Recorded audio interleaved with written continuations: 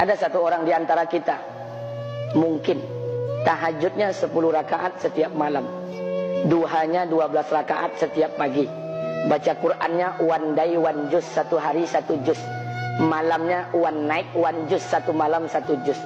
Satu keluarga di antara kita ini puasanya luar biasa Senin Kamis. Satu keluarga berpuasa Senin Kamis.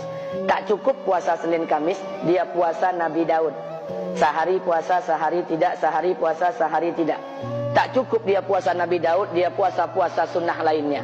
Istrinya nutup aurat dengan sempurna, pakai nikob, pakai cadar, pakai purda, pakai manset, pakai kos kaki. Suaminya 5 waktu ke masjid tak tertinggal takbiratul ula. Anak-anaknya di pondok pesantren hafiz dan hafizah. Tiap pagi berinfak, tak pernah menggunjing orang. Quran terjaga, aurat terjaga, tahajud terjaga, 5 waktu terjaga, duha terjaga, Quran terjaga, puasa terjaga. Sempurna satu keluarga amalnya. Tapi sudah 8 tahun dia tak tengok ayah ibunya. Sudah bertahun-tahun dia tak nyapa kedua orang tuanya. Sudah bertahun-tahun dia tak berhubungan baik dengan ayah ibunya. Sudah berminggu-minggu dia berkelahi dengan ayah ibunya. Sudah berhari-hari dia bermusuhan dengan kedua orang tuanya. Maka anak seperti ini, seluruh amal yang mereka kerjakan tertolak di sisi Allah Subhanahu wa taala, tidak akan diterima Allah. Sebaliknya, kalau ada di antara kita hari ini yang pandai melayani ayah ibunya, tidak ada uang ayah ibu dia kasih uang, tak ada rumah ayah ibu dia buatkan rumah, sakit ayah ibu dia bawa ke rumah sakit, dirawat ayah ibunya dia jaga, kotoran ayah ibunya dia bersihkan pakai tangannya sendiri. Ada di antara kita hari ini yang membersihkan kotoran ayah ibunya lebih dia nikmati daripada makanan yang ia sukai. Begitu luar biasanya dia melayani ayah ibunya. Tapi dia tinggalkan salat, dia injak-injak perintah Allah, dia tinggalkan perintah Allah dengan mutlak. Maka kebaikan satu orang anak ini kepada ayah ibunya seluruhnya tidak diterima Allah Subhanahu wa taala. Atau jangan-jangan inilah yang menjadi penyebab amal kita tak diterima Allah. Atau jangan-jangan inilah yang menjadi penyebab amal kita tertolak di sisi Allah. Kita sholat juga, kita sujud juga, kita puasa juga, kita ngaji juga, kita dengarkan ceramah juga.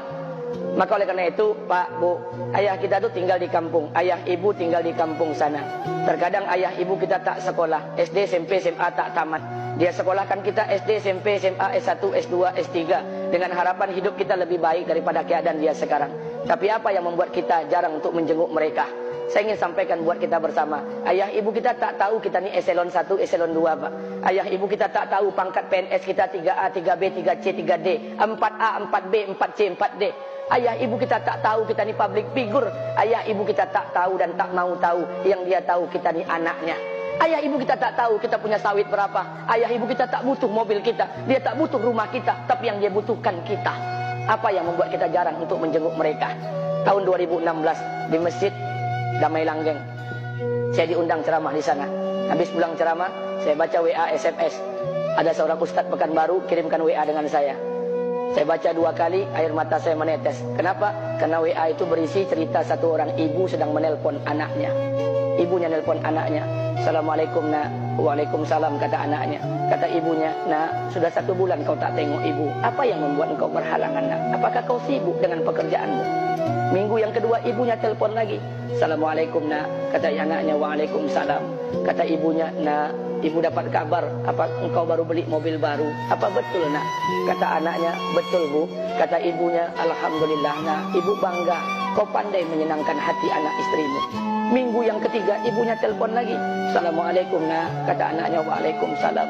Kata ibunya, nak, ibu dapat kabar bahwa engkau baru beli rumah baru. Apa betul nak? Kata anaknya, betul bu. Kata ibunya, alhamdulillah nak, ibu senang kau bertanggung jawab dengan anak istrimu. Minggu yang keempat ibunya telepon lagi. Assalamualaikum nak. Waalaikumsalam. Kata ibunya, nak, tadi ibu pergi ke pasar, ibu jumpa temanmu di pasar. Kata temanmu di pasar, temanmu banyak bercerita tentang kamu. Kata temanmu tadi, kamu baru beli anak anjing seharga 40 juta dari negeri Belanda. Apa betul nak? Kata anaknya, betul. Kata ibunya, nak, dengarkan pesan ibu untuk terakhir kalinya. Apa pesan ibunya? Wahai anakku, engkau pelihara 1 ekor anjing Kau siapkan harga anjing 40 juta. Kau siapkan rumah untuk anjingmu depan rumahmu. Kau jaga anjingmu pagi, siang, dan sore. Kau mandikan anjingmu pagi, siang, dan sore. Kau kasih makan anjingmu pagi, siang, dan sore. Demi Allah nak, dengarkan pesan ibu untuk terakhir kalinya. Apa kata ibunya? Demi Allah nak, demi Allah. Kalau seandainya Allah menciptakan ibu, kalau seandainya Allah menciptakan ibu untuk yang kedua kali di muka bumi ini nak, demi Allah, ibu tak ingin terlahir sebagai manusia. Ibu ingin lahir sebagai seekor anjing, biar berada depan rumahmu dan melihat wajahmu setiap hari. Ibu kita tak butuh harta kita, Pak. Dia tak butuh uang kita, dia butuh kita. Apa yang membuat kita jarang untuk menjenguk mereka? Pantas hidup kita tidak berkah. Pantas rumah tangga kita tidak sakinah. Karena hubungan dengan ayah ibu kita rusak selama ini. Masih ada kesempatan, masih. Yang jauh telepon, yang dekat kunjungi mereka. Demi Allah, kita butuh keberkahan doa mereka. Yang sudah meninggal, ziarahi kuburnya dan doakan mereka.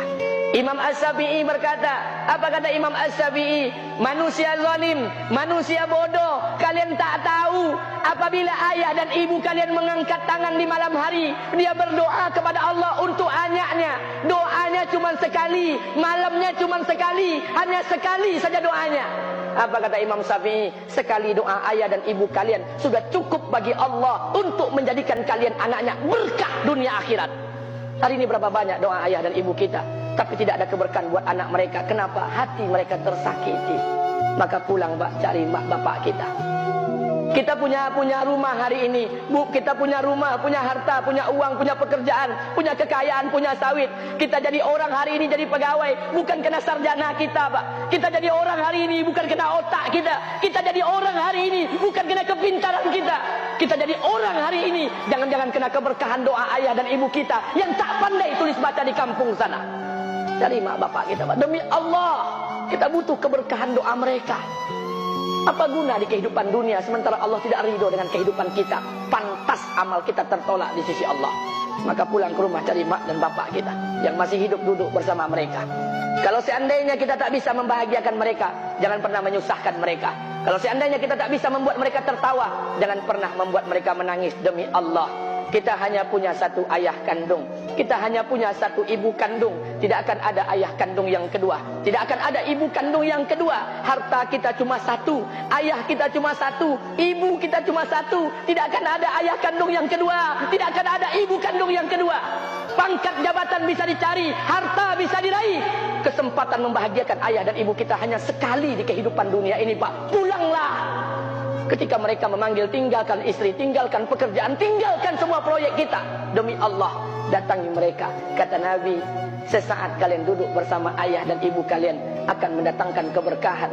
Kenapa kalian tidak duduk bersama mereka?